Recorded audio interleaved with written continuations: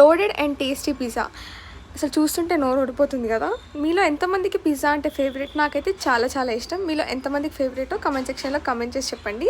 దీనికోసం అయితే ఫస్ట్ ఒక మిక్సింగ్ బౌల్ తీసుకొని వామ్ వాటర్ వేసేసుకొని ఇందులో 1 table spoon of sugar, 1 table spoon of east వేసుకొని కలిపేసి ఒక 15 మినిట్స్ పక్కన పెడితే ఈస్ట్ అయితే యాక్టివేట్ అయిపోతుంది. ఇలా యాక్టివేట్ అయిన తర్వాత అయితే 1 కప్ ఆఫ్ మైదా, కొద్దిగా సాల్ట్ వేసుకొని ఇప్పుడు నేను చూపించిన విధంగా అయితే కలిపేసి ఇందులో కొద్దిగా ఒక 1 టేబుల్ స్పూన్ ఆఫ్ ఆయిల్ వేసుకొని కలిపి ఒక 40 to 45 మినిట్స్ అయితే పక్కన పెట్టేసుకోవాలి.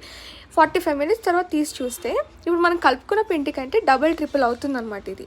సో ఇప్పుడు ఈ పిండిని అయితే తీసుకొని మామూలుగా మనం పిజ్జా బేస్ ఎలా అయితే చేస్తామో అలానే సేమ్ నేను చూపించిన విధంగా ఇలా బేస్ని అయితే చేసేసుకొని దీనిపైన అయితే ఫోక్తో చిన్న చిన్న డాట్స్ లాగా పెట్టుకుని దీనిపైన పిజ్జా సాస్ అయినా టొమాటో కెచప్ అయినా వేసుకొని మోజరెల్లా చీజ్ అని దొరుకుతుంది, మోజరెల్లా చీజ్ వేసి మీకు కావాల్సిన టాపింగ్స్ నేనైతే పన్నీర్ క్యాప్సికమ్ అయితే పెడుతున్నాను. 20 మినిట్స్ లో ఫ్లేమ్లో కుక్ చేసుకుంటే పిజ్జా అయితే రెడీ అయిపోతుంది.